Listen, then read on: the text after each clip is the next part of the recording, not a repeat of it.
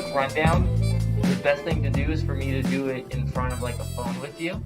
And I have a meeting in 11 minutes here, or at 11 o'clock, excuse me. But we can definitely get together soon. What you can do that I recommend is on Touchdown, if you click on the Affinity Reservation tab, in that tab there's tutorials that I put together. There's a YouTube video that I highly recommend you watch, because you can just kind of watch it and you'll start to get an idea, and then when you put it together, I think it'll be a little more interesting. But we'll get you on that pickleball court. You got it.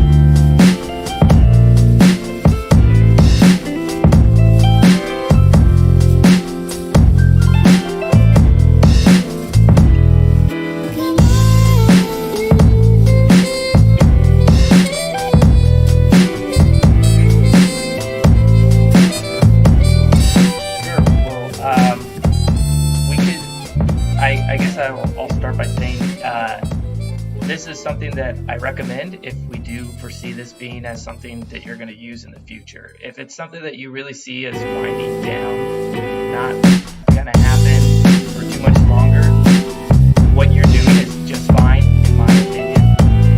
This would just enhance big things. It would maybe come off as the word I want to use, but is professional. But what you guys are doing is very professional, but this would just kind of put on that next level scale. Yeah, polish, thank you.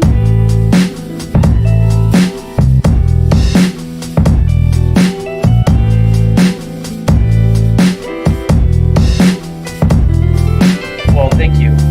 So I did mention this to our marketing department very briefly because I did recognize I helped them set up the webcam for their webinars.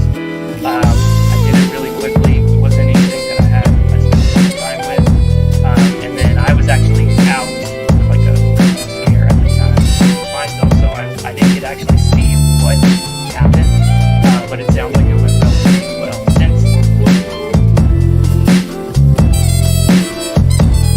No, this was their first one. So they just had a question. Yeah, they just had a question about how to set up the camera because they wanted the camera quality that we have. And I told them use our camera. You could easily use our camera, hook it up, and I showed them how to hook it up. Correct. Yeah, DSLR. That's your main cost out of it. Like from that breakdown that I gave you, that's your main cost is the DSLR. I mean, it could be used for a variety of things besides just this webinar too. But obviously it increases the camera quality. And I'll send you guys a YouTube link in a minute, and you can see what I have set up right now with this, and then you can have a visual of what you might be able to see. The program that I suggested, again, this was in passing. It was like a passing conversation, so we didn't speak too much on it. The program that I suggested to them to maybe consider in the future for their webinars is called OBS Studio. It's a free program. I just downloaded it on one of the work laptops here, and it's relatively easy to use. I mean, we can spend maybe 10 minutes together talking about it, and you guys can get a pretty idea. And the reason why it's gonna it would elevate you is it allows you to kind of do the edits that you want. A lot of the edits that I did were like you said it correct last time. They're like those clip art kind of flying type stuff. I don't entirely think that's appropriate for your guys' message, but what we can do is there's other little edits that we can do in the OBS system that the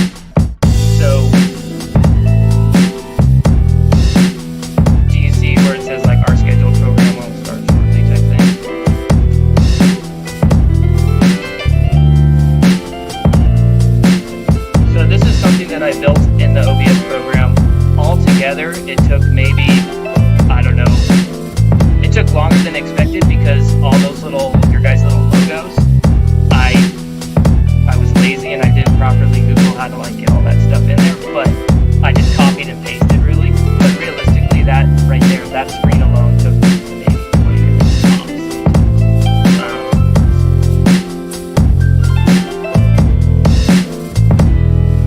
Right.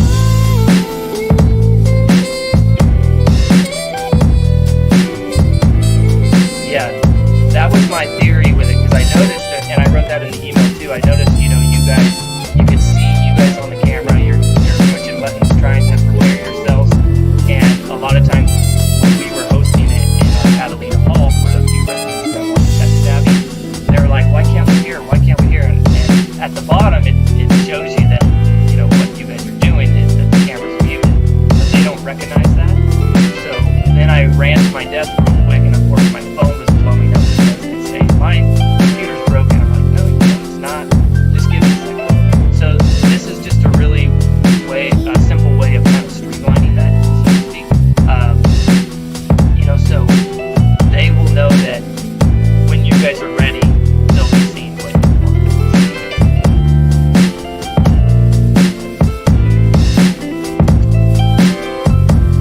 No, so you are watching a live feed right now. So what I'm going to do in a second is I'm going to click my transition button here. You guys there's a tiny lag, but when you're doing that live, there's a lag anyways with Zoom. Yeah, so it's just going to happen. You should see it momentarily. You should see me, and then the name tag that I'm talking about.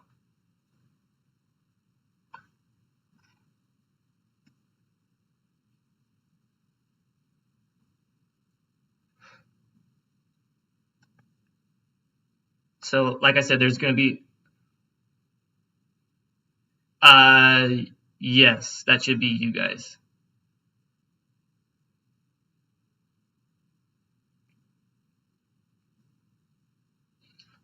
Now, when you see the transition to, you'll see me, and then you'll see the name tag, and you could see the quality and the camera difference too. It's not a huge difference, but there is a difference. So that's something to, yeah, it's Chris.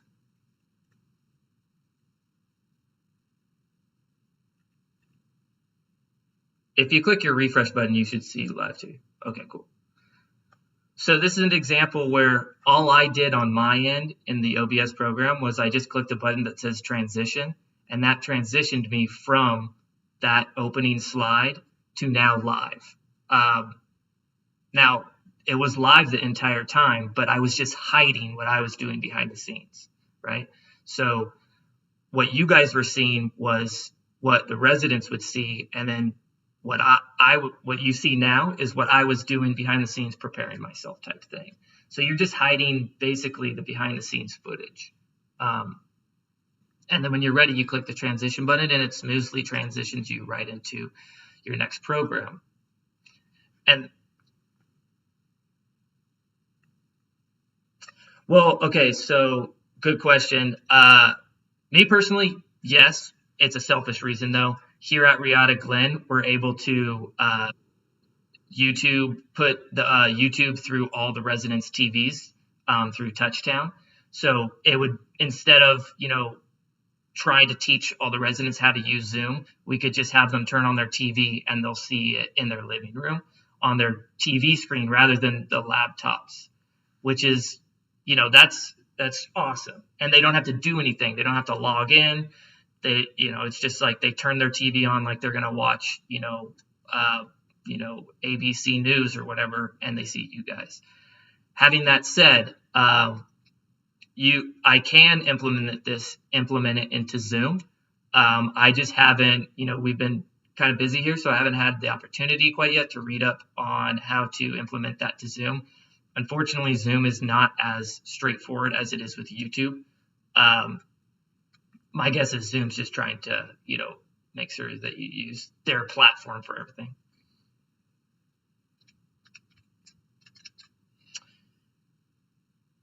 There's a chat screen. I don't believe there's any polls or anything like that. So that's why I started to look into the Zoom aspect, because I know you guys like to use that.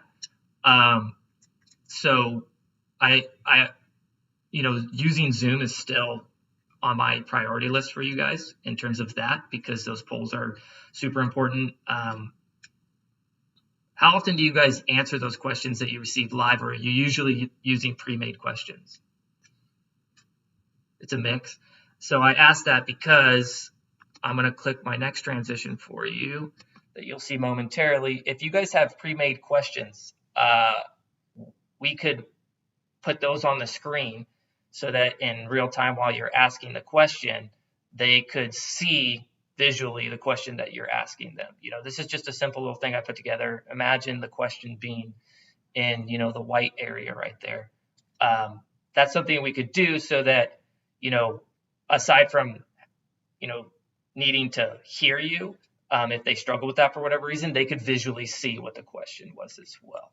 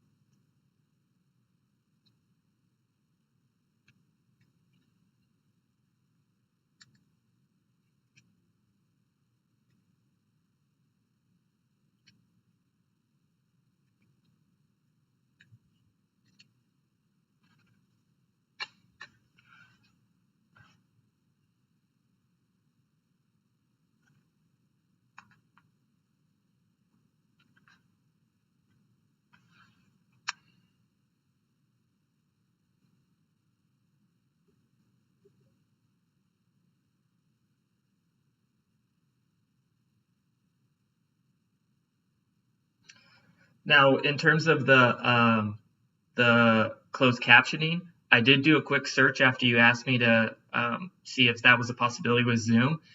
Short answer, it is.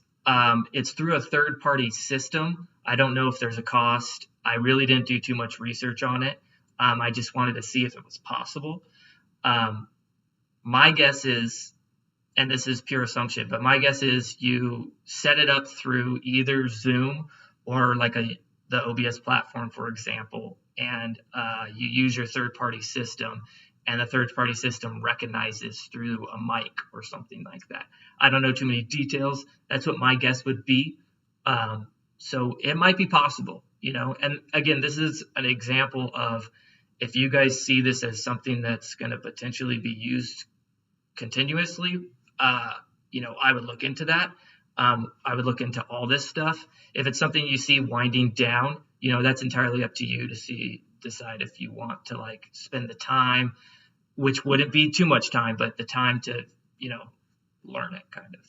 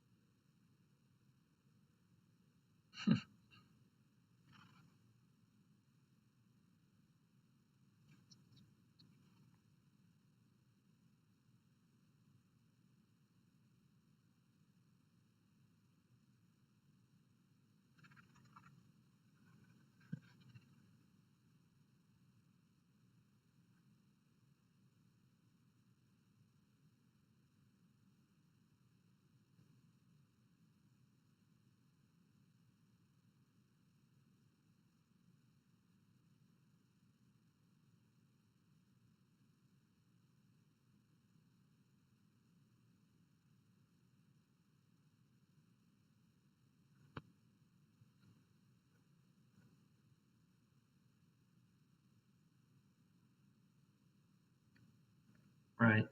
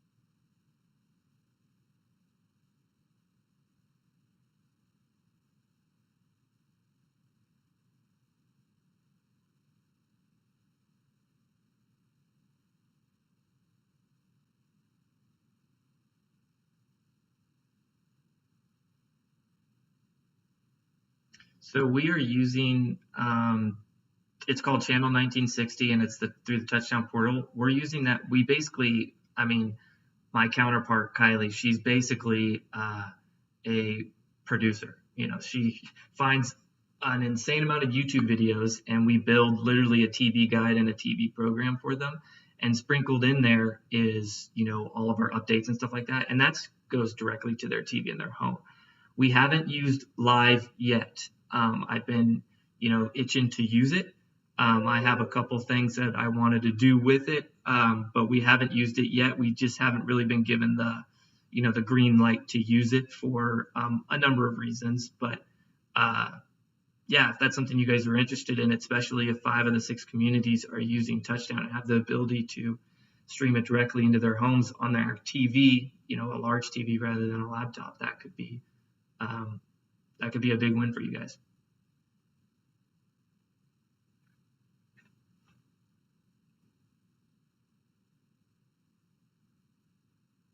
Yeah.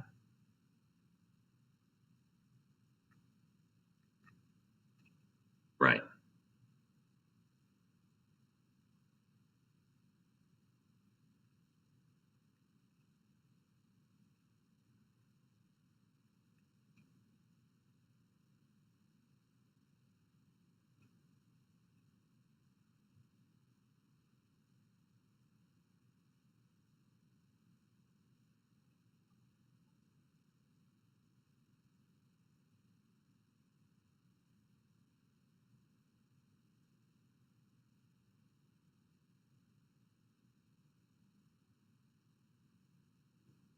Correct. Yeah.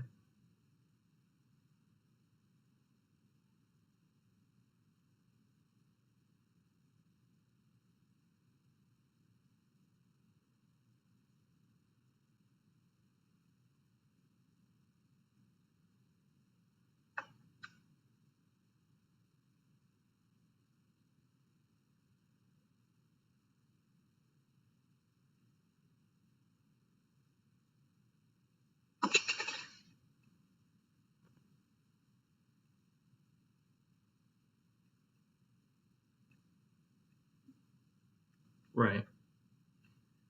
And yeah, I totally agree with you about the YouTube stuff. It's obviously not as secure as Zoom. The analytics aren't there. I'm happy to continue to look into if you could do it through Zoom as well as YouTube. You know, somehow integrate those 2 programs. There's YouTube videos out there that I've watched that suggest that they are. Um, but I haven't spent a ton of time to try to figure that out. You would technically lose analytics at a certain point, right? Because, for example, with us at Riata Glen, if we were able to still do Zoom, so you guys could do the live questions and the I can't remember the other thing that you guys do, but chances are we would probably have a lot of people that would just go to their 1960 YouTube, you know, on their TV rather than the Zoom. So you would probably lose people that way too. You wouldn't have an idea of how many people are probably using it.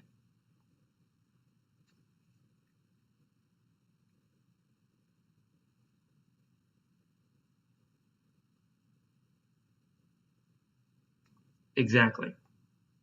Yeah.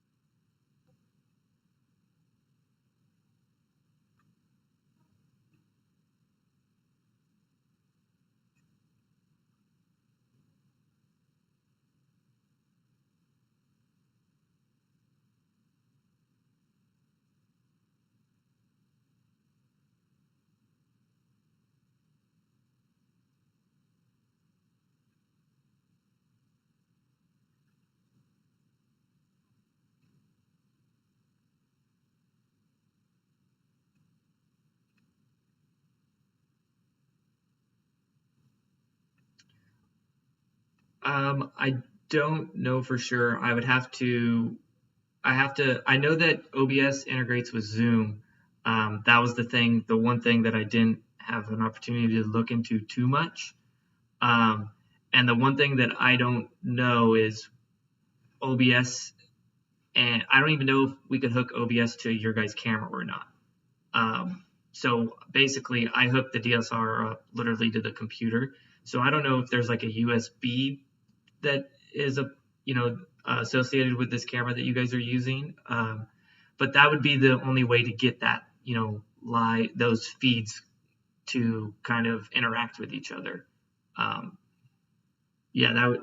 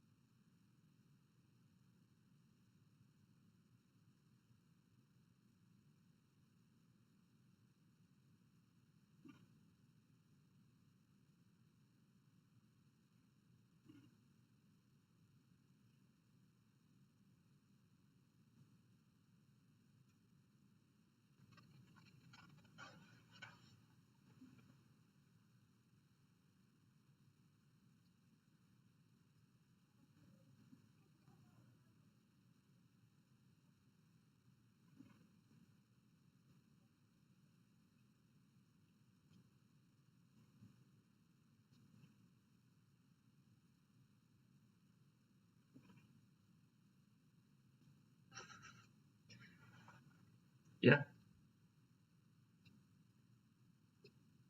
Activities. Yeah. Jane's pretty awesome. She just told me hey, we want to do this. Learn it. I said, okay.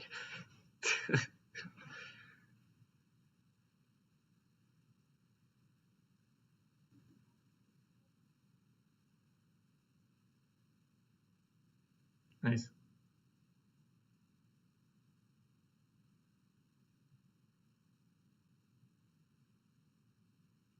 Very cool.